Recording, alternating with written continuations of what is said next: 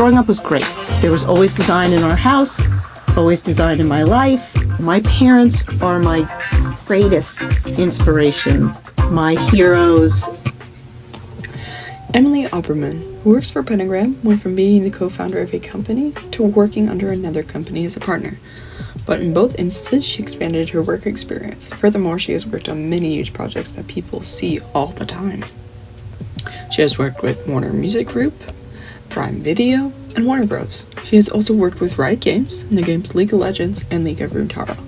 Not only did she work on the Warner logo, but she has also worked on some of their movies. For the Warner Music Group logo, they had the angle at specifically 67 degrees on each spot. This is to show WMG's vision of looking at things from a different angle.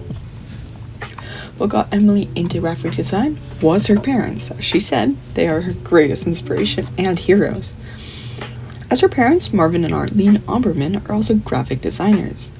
Emily was born and raised in New York, and after graduating from Cooper Union School of Art in New York City, she joined the company M&Co, working with Tiber Lamont to create work for Noel, Benetton's critically acclaimed magazine Colors, and others.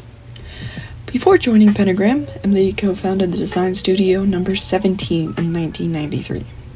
However, this company ironically only operated for 17 years.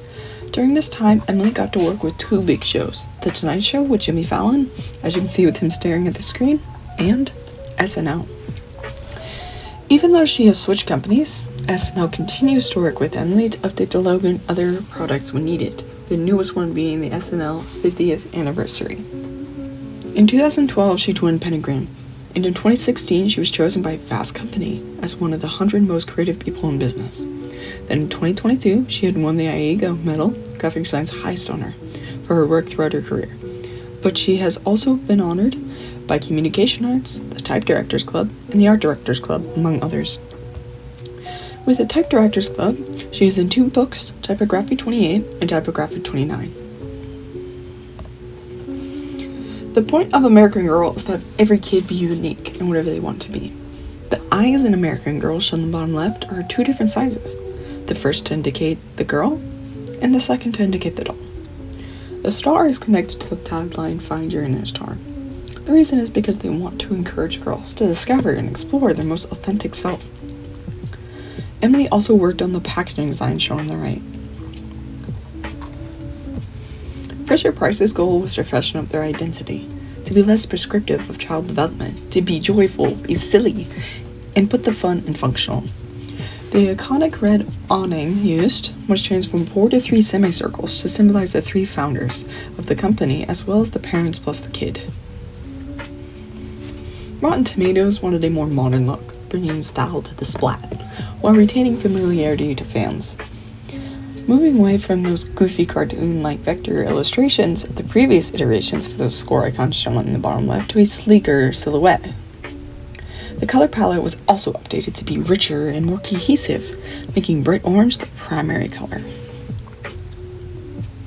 Then, with the Harry Potter games, the logo was made in different ways to keep it cohesive even when you change the language. The word champion is moved from top right or bottom right in different languages to make sure it fits, as in some spots the word champion would not fit unless you make it so small that it's unreadable.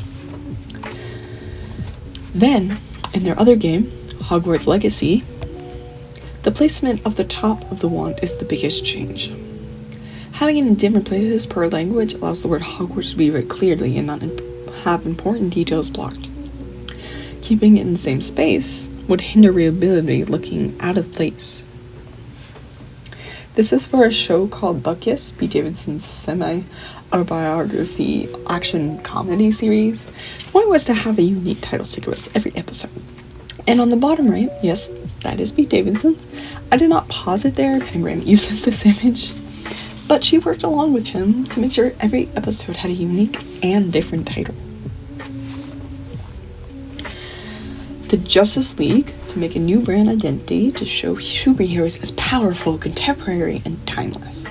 I use this as the superheroes on the bottom right to show how the logo can be used in different ways, using different colors and shapes to fit specific characters. Then, there's the movie Birds of Prey. I wanted to talk about Birds of Prey because there are many layers to it.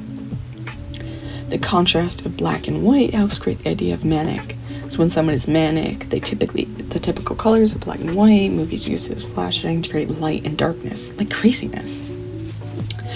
Another part used is how the negative and positive space create the shape of Harley's weapons.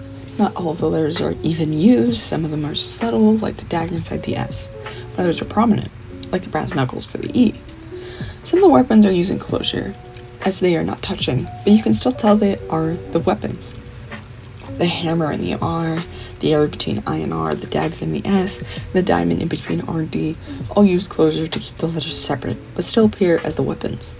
Not only is it done with the words birds of prey, but it's done with the names of the characters, still showing the weapons even when it's different letters used.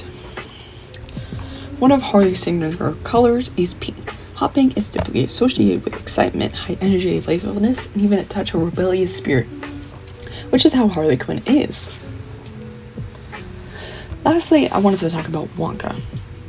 I chose this work from this movie because it seems fitting to the role of Wonka.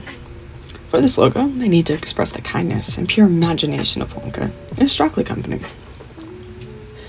The gold coloring chosen can be related to the gold in the chocolate bars, but also can be related to royalty, as the colors purple and gold are commonly used with royalty or high end. The font is more cursive, connecting the O and the N, and the extra curve and swooping of the other letters. And cursive handwriting can be more familiar and warmer, but also it dates back to be more historical, as the setting of the movie is said to be in the late 1800s or early 1900s, where it was more commonly used. The varying of thick and thin lines can give the look of using a feather quill, adding to the historical theme. Between the W and K, where the stems are swooping into each other, is where tension is created. This tension helps create movement and character.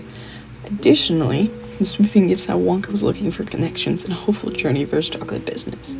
Emily helped push what the company was supposed to show, to have the wonder, the richness, and warmth Wonka wanted to express. Emily has worked for over 30 years in the graphic industry, yet she still continues to create unique and compelling pieces for all sorts of companies.